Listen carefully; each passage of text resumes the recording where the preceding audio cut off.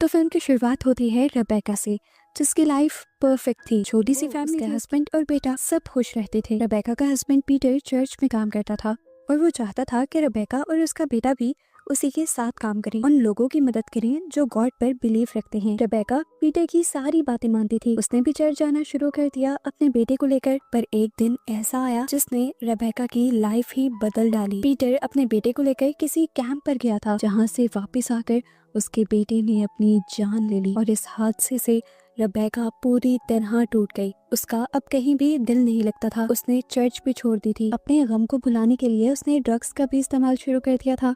और इस तरह पीटर, जिसकी सोसाइटी में बहुत ज्यादा इज्जत थी, वो रेबेका की हरकतों से तंग आने लगा था। वो रेबेका को कहता है, तुम्हारे पास सिर्फ 1 साल है, अगर तुमने अपने आप को ठीक ना किया तो मैं तुम्हें छोड़कर चला जाऊंगा। रेबेका, जो पीटर से बहुत ज्यादा प्यार करती थी और कभी उसे छोड़ना नहीं चाहती थी, उसने फैसला किया कि आज से वो वही करेगी जो पीटर चाहेगा। पीटर अपनी एक फ्रेंड मरियम, जो उसी के साथ चर्च में काम करती थी, उसे रेबेका की काउंसलिंग की ड्यूटी देता है और खुद दूसरे घर में शिफ्ट हो जाता है, क्योंकि उसने फैसला किया था कि अब वो रेबेका से तभी मिलेगा जब रेबेका पूरी तरह ठीक हो जाएगी। वक्त गुजरता है। लगभग 1 साल पूरा होने वाला था कि रेबेका और पीटर एक साथ नहीं रह रहे थे। हम रेबेका को देखते हैं जिसकी हालत इस 1 साल में और भी ज्यादा खराब हो गई थी। हालांकि वो ड्रग्स नहीं ले रही थी, फिर भी उसे हेलुसिनेशंस होते थे। उसे लगने लगा था कि उस घर में कोई है जो उसका पीछा करता है, जो उसे मारना चाहता है। कोई तो था जो रात के टाइम इनके घर के अंदर आता था और फिर पीटर के ऑफिस में घुस कर बैठ जाता था। उसने ये बात सबको बताने की कोशिश की, फोन पर पीटर को भी बताई, मरियम को भी बताई, पर मरियम ने भी उसकी बातों पर बिलीव करने से इनकार कर दिया। पीटर ने तो यहाँ तक उसे ये भी कह दिया कि मुझे लग रहा है तुमने अपनी आदतें छोड़ी नहीं, ड्रग्स तुम अभी भी कर रही हो। सबकी ये बातें सुनकर आखिर रेबेका खुद भी ये मान ही लेती है, हो सकता है कि ये मेरे ही हेलुसिनेशंस हो, शायद मुझे ही डिप्रेशन और एंजाइटी की वजह से इस तरह की चीजें नजर आ रही हूँ। जब वो इस बात पे यकीन कर लेती है तो कुछ दिन तो अच्छे गुजर जाते हैं, मगर एक दिन फिर उसे ऐसा ही लगता है जैसे चुपके से कोई उसके घर में घुस आया है। और अब वो पीटर की ऑफिस के अंदर है। वो बुरी तरह डर गई। उसने पीटर को कॉल की, लेकिन पीटर भी अब कॉल पिक नहीं कर रहा था। वो पीटर को अब मैसेज करती है कि मुझे लग रहा है हमारे घर में एक चोर घुस आया है और मैं उसे मार दूंगी। रेबेका काफी डरी हुई थी। एक गन लेकर वो चुपके से अपने बेड पर बैठ गई। दोबारा उसे अपने दरवाजे के पास से एक आवाज आई। फौरन वो गन लेकर बाहर आ गई, पर मेन एंट्रेंस पर पीटर ही था। वो घबराई हुई थी। पीटर को देखकर वो भागते हुए नीचे आई और उसने पीटर से कहा, मेरा यकीन मानो, कोई घर में घुस आया था और वो मुझे मारना चाहता है। पीटर उसकी बात मानते हुए पूरे घर को छान लेता है, अपना ऑफिस भी देखता है, लेकिन पूरे घर में कोई भी नहीं था। इस मर्तबा पीटर को गुस्सा आ जाता है और वो रेबेका पर चिल्लाने लग जाता है कि तुम अपनी हरकतों से बाज नहीं आई, तुमने ड्रग्स लेना नहीं छोड़े और उसी सब का असर हो रहा है। रेबेका उसे प्रॉमिस करती है कि मैं तो पिछले 1 साल से कोई भी सब्सटेंस यूज नहीं कर रही हूँ। मरियम भी मेरी काउंसलिंग कर रही है और मैंने काफी इम्प्रूव किया है। वो कहती है कि मुझे तुम्हारे साथ रहना है, तुम्हारे साथ ही रहने के लिए मैं अपने आप को बदल रही हूँ। लेकिन पीटर को उसकी एक भी बात पर यकीन नहीं था। पीटर गुस्से में जाते जाते रेबेका से कहकर जाता है कि अब कुछ ही महीने बचे हैं और अगर तुमने अपने आप को इम्प्रूव नहीं किया तो मैं तुम्हें छोड़ दूंगा। खैर, अगले दिन हम रेबेका को गार्डन साफ करते हुए देखते हैं और तभी उसे ऐसा महसूस होता है कि जैसे उसके घर के अंदर कोई शैडो है, कोई साया जो उसके ऊपर नजर रखे हुए है। इतनी देर में उसके घर पर मरियम भी आ जाती है और वो इस बात के बारे में मरियम को भी बताती है, लेकिन मरियम भी उसकी बात नहीं मानती और इग्नोर करके उसे बाइबल के वर्स पढ़ाने लग जाती है। इनकी बातों के दौरान ही रेबेका को पीटर का मैसेज आता है। वो बता रहा था कि आज वो रेबेका से मिलने के लिए आएगा। रेबेका बहुत ज्यादा खुश हो जाती है।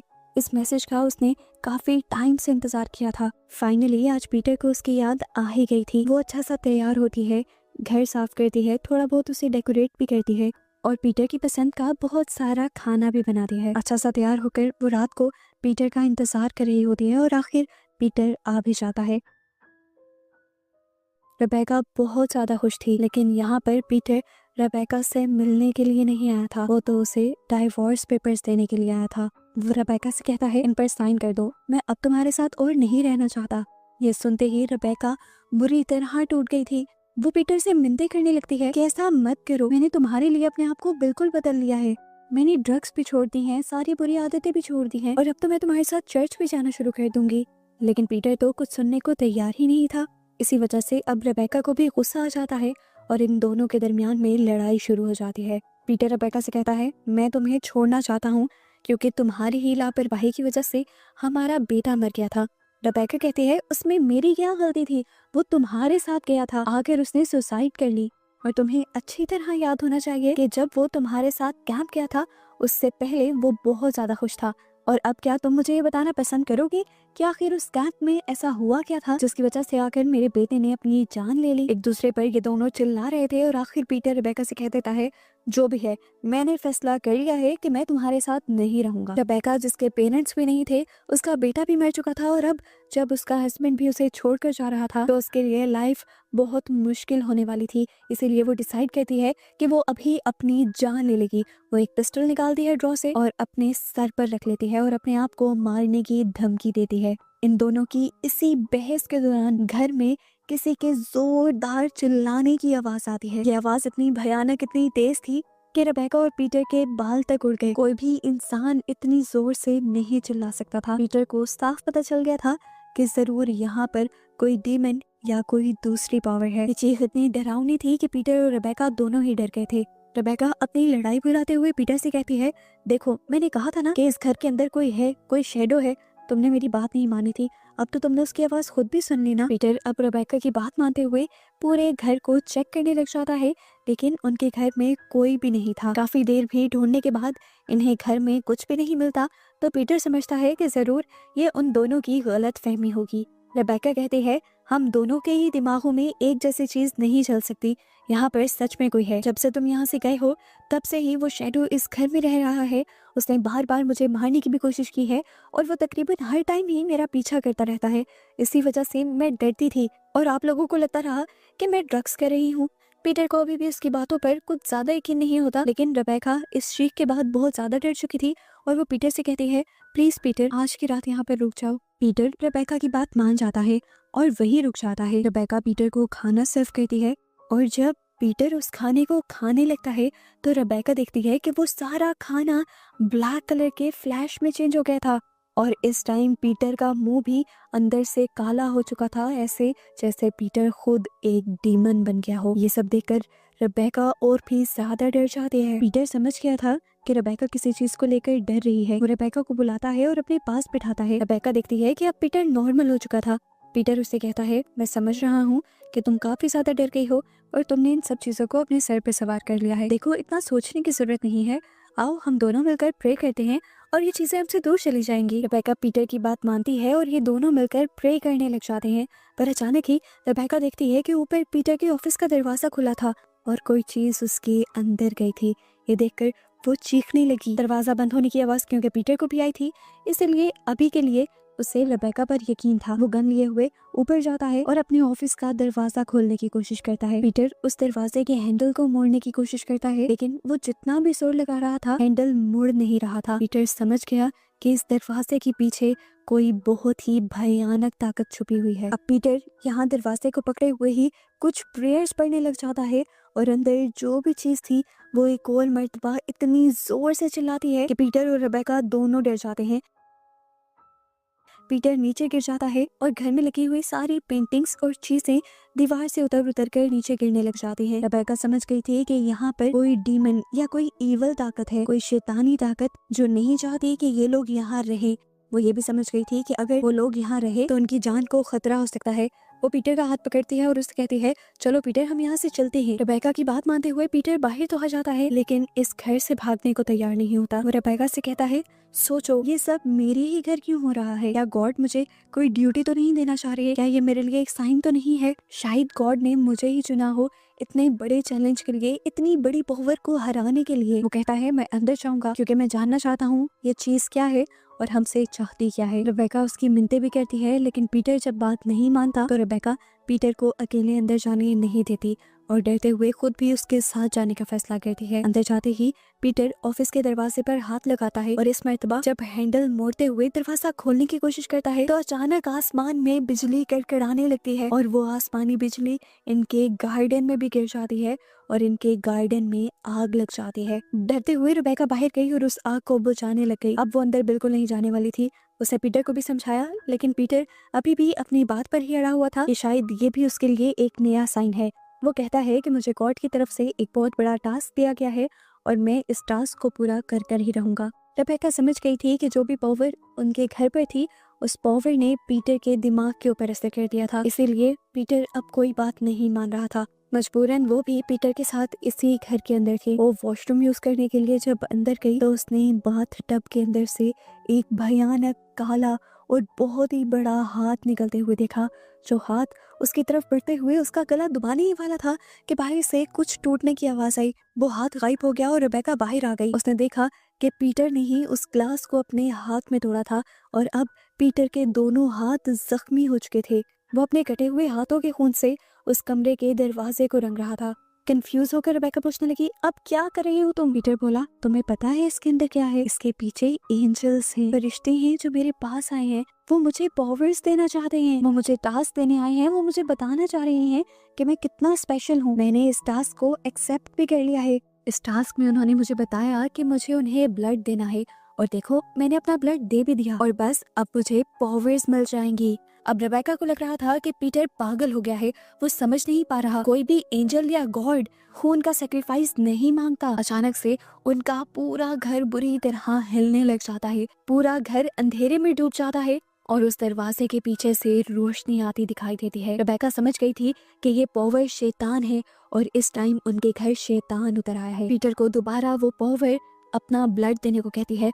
पीटर अपना ब्लड उस दरवाजे के नीचे फेंक देता है, वहां से ब्लड गायब हो जाता है। दरवाजे के नीचे से ब्लैक पावर्स निकलती हैं जो एकदम से पीटर के डोर पर लगे हुए क्रूसीफिक्स को उठाकर दूर फेंक देती हैं और पीटर को पावर्स दे देती हैं और ये डार्क पावर्स थी। रेबेका देखती है कि पीटर के जख्म खुद ब खुद अब हील होने लगे थे और ये देखते हुए खुश होकर पीटर पागलों की तरह हंस रहा था। आखिर वो इतनी सारी पावर को एक साथ हैंडल भी नहीं कर पाता और बेहोश हो जाता है। रेबेका समझ गई थी कि अब ये घर और भी ज्यादा खतरनाक हो चुका है, इसीलिए वो पीटर को उठाते हुए उसे अपनी दोस्त मरियम के घर ले जाती है। ये लोग सारी बातें जाकर मरियम को बताते हैं और मरियम के लिए भी इन बातों पर बिलीव करना मुश्किल हो जाता है कि क्या सच में उनके घर कोई शैडो थे। रेबेका कह रही थी कि उसके घर पर डिमोनिक शैडो है, जबकि पीटर कह रहा था कि उसके घर पर एंजल्स हैं जो उसे पावर देकर गए हैं। अब मरियम कंफ्यूज हो जाती है कि किसकी बात मानी जाए। उसे ये तो अंदाजा हो गया था कि घर में जरूर कुछ ऐसा हुआ है जिसकी वजह से ये दोनों डिस्टर्ब हैं। वो इन दोनों से कहते हैं, एक काम करें, आज के लिए आप दोनों रेस्ट करें, सुबह उठकर हम इस बारे में बात करेंगे। ये लोग सोने के लिए चले जाते हैं और रेबेका सोते हुए फील करती है कि वो बड़े बड़े से डिमोनिक हाथ दोबारा उसकी तरफ बढ़ रहे थे, जिन्होंने उसके गले को चोक भी कर दिया, यानी उसका गला भी दबा दिया। डर कर रेबेका उठी तो यहाँ पर कोई भी नहीं था। अपने हस्बैंड को चेक करने के लिए वो उसके रूम में गई, लेकिन पीटर भी यहाँ नहीं था और अजीब बात थी कि यहाँ पर मरियम भी नहीं थी। एकदम से रेबेका के ज़हन में आया, क्या पीटर मरियम को अपने घर तो नहीं ले गया? उन दोनों को बचाने के लिए वो घबराई हुई अपने घर की तरफ सफर करना शुरू कर देती है। बाहर से ही रेबेका देखती है कि मरियम और पीटर अब उस डिमोनिक पावर्स को पूजने लगे थे। ऊपर जाकर वो चिल्लाई, क्या कर रहे हैं आप लोग? इस टाइम पीटर यहाँ पर रेबेका को देखकर बहुत ज्यादा खुश था। वो रेबेका से कहता है, अब तो तुम सब जान गई हो, अब मैं तुम्हें सब सच बता देता हूँ।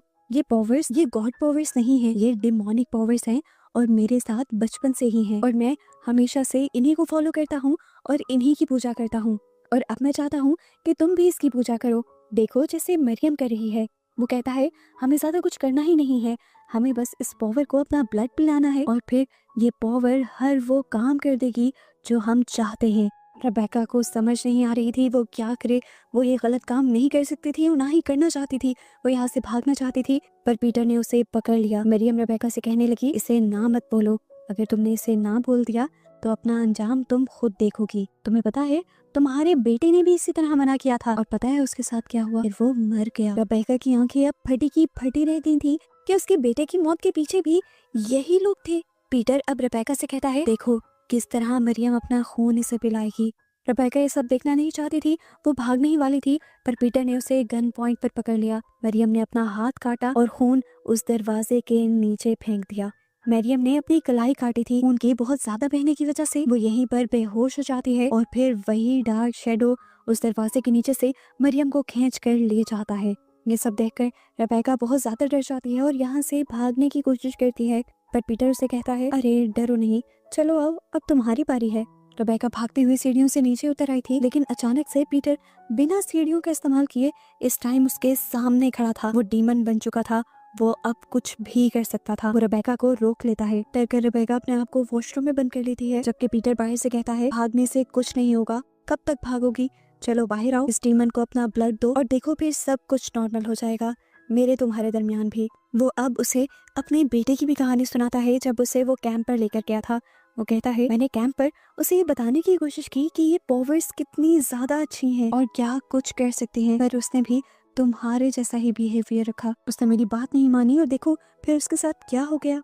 मुझे उसे मारना पड़ा क्योंकि मेरे डीमन ने मुझे ये कहा था। रेबेका को एक और शौक लगता है कैसे पीटर डीमन के कहने पर अपने ही बेटे को मार सकता था। रेबेका गुस्से से पागल हो जाती है और अब बदला लेने की ठान लेती है। वो दरवाजा खोलती है और पीटर से कहती है मैं तैयार हूँ, जैसा तुम कहोगे अब मैं वैसा ही करूंगी। मैं अपना खून अब उस डीमन को दूंगी। रेबेका ऊपर उसके ऑफिस रूम के पास चली जाती है। पीटर जब उसे समझाता है कि उसे किस तरह रिचुअल परफॉर्म करना है, उसी टाइम पर रेबेका उसकी गन उठाते हुए उसे शूट कर देती है। पीटर के मरते ही ये घर दोबारा बुरी तरह हिलने लग जाता है। वो दरवाजा दोबारा खुलता है, उसके अंदर से ब्लैक पावर्स निकलती हैं और खींचते हुए गोली लगे जख्मी पीटर को अंदर ले जाती हैं। अंदर ले जाकर उस डीमन ने क्या किया था ये तो दिखाया नहीं गया, लेकिन फिर एकदम से एक खौफनाक सी आवाज आई और ये घर पहले की तरह नॉर्मल हो गया। रेबेका समझ गई थी कि पीटर के मरते ही वो डीमन भी इस घर को छोड़कर जा चुका था, क्योंकि वो डीमन और डिमोनिक पावर्स